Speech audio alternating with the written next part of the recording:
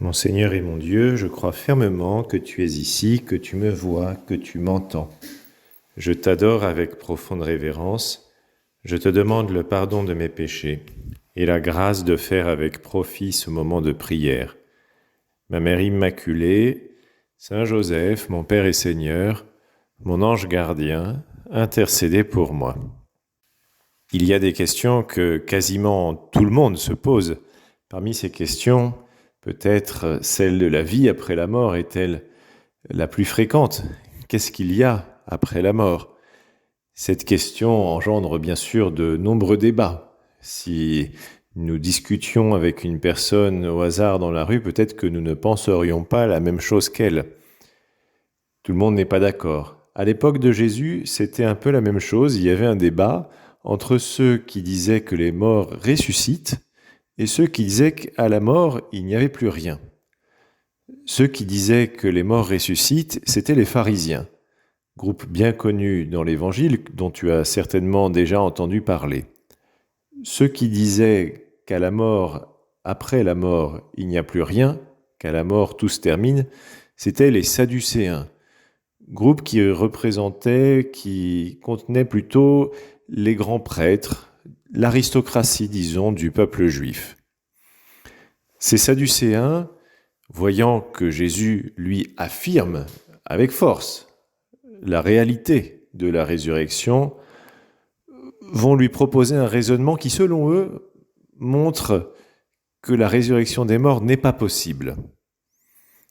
Ils vont voir Jésus et ils lui disent « Maître, Moïse nous a prescrit. » Et là, il lui cite la loi de Moïse. « Si un homme a un frère qui meurt en laissant une femme mais aucun enfant, il doit épouser la veuve pour susciter une descendance à son frère. » Donc une loi connue, si quelqu'un meurt sans enfant, c'est son frère qui épouse la veuve pour que, d'une certaine manière, son frère mort ait malgré tout une descendance. Donc là, les Sadducéens proposent à Jésus cette histoire. Il y a 7 frères, le premier se marie, il meurt sans laisser de descendance.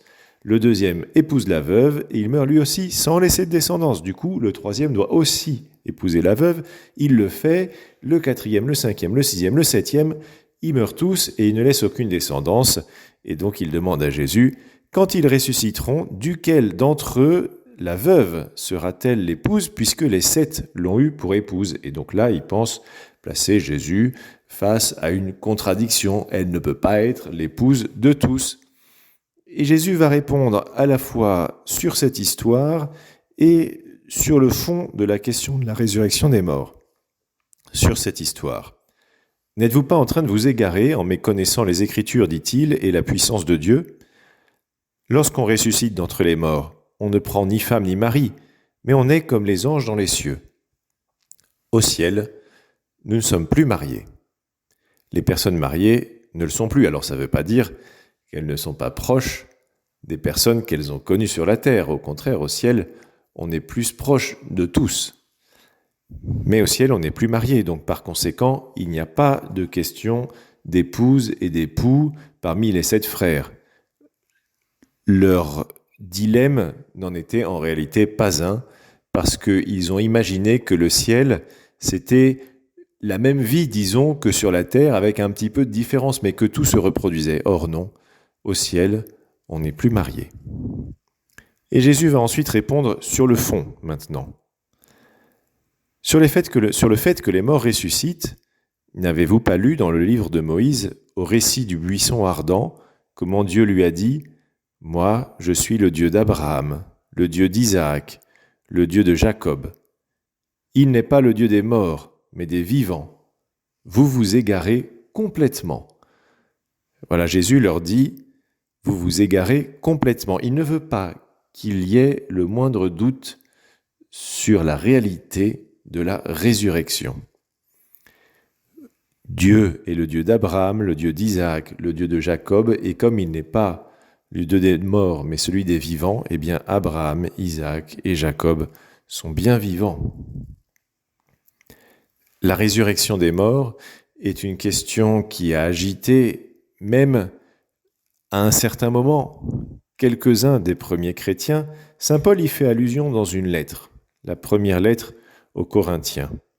Il leur dit : « Nous proclamons que le Christ est ressuscité d'entre les morts.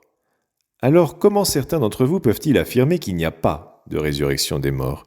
S'il n'y a pas de résurrection des morts, le Christ non plus n'est pas ressuscité.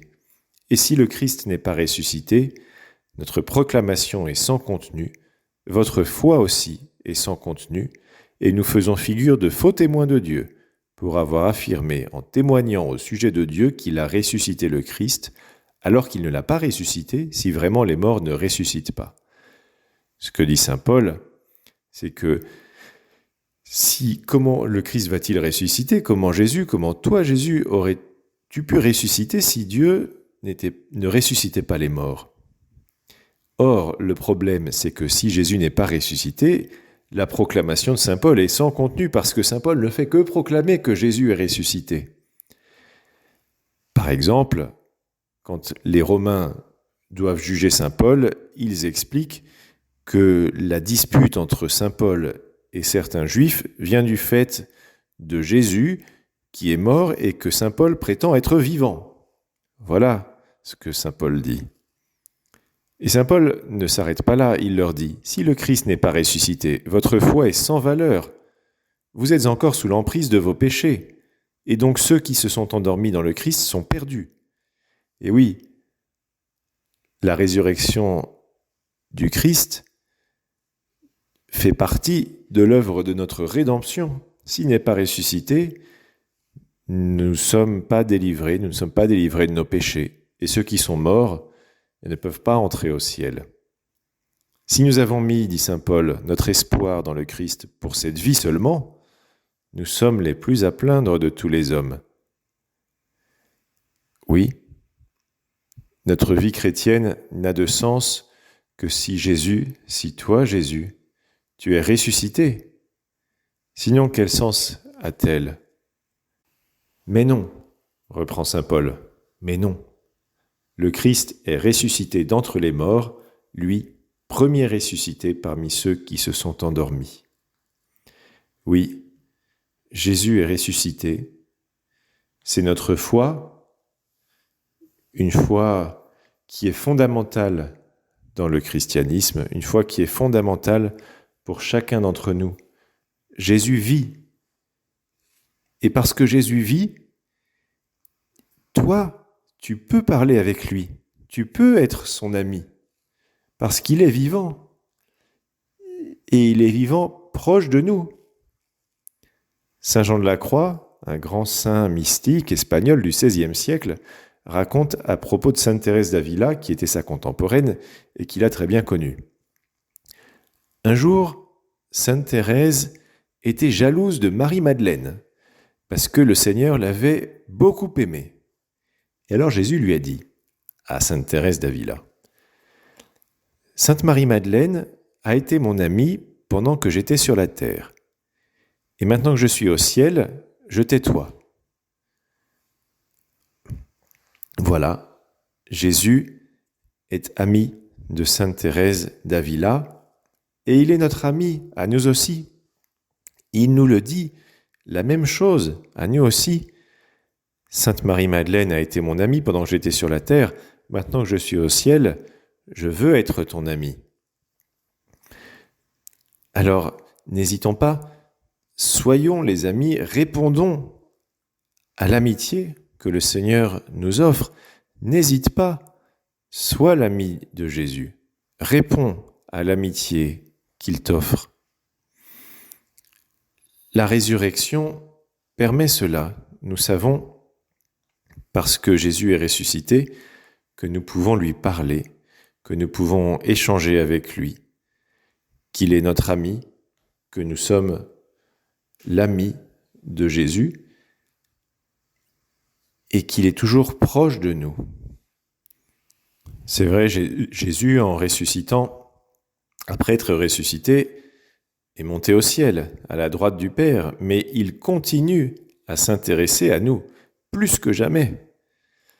Il s'en est allé, mais pas parce qu'il ne voulait plus être avec nous, mais pour nous préparer une demeure dans le ciel. Il l'a dit aux apôtres, « Quand je m'en irai, j'irai vous préparer un lieu, je reviendrai et je vous emmènerai avec moi pour que là où je suis, vous soyez vous aussi. » Ça nous donne un grand espoir, n'est-ce pas? Savoir que le Seigneur nous attend.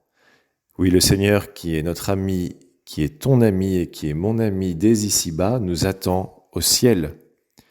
Et il nous attend avec la Sainte Vierge Marie, avec la Sainte Trinité, Dieu le Père, Dieu le Fils, donc Jésus, et le Saint-Esprit. Tous les saints du ciel et tous les anges nous attendent, mais dès ici-bas, nous pouvons anticiper ce ciel en parlant, en fréquentant, en aimant Jésus. Je te remercie, mon Dieu, des bonnes résolutions, des actes d'amour et des inspirations que tu m'as communiquées dans cette méditation. Je te demande de m'aider à les mettre en pratique.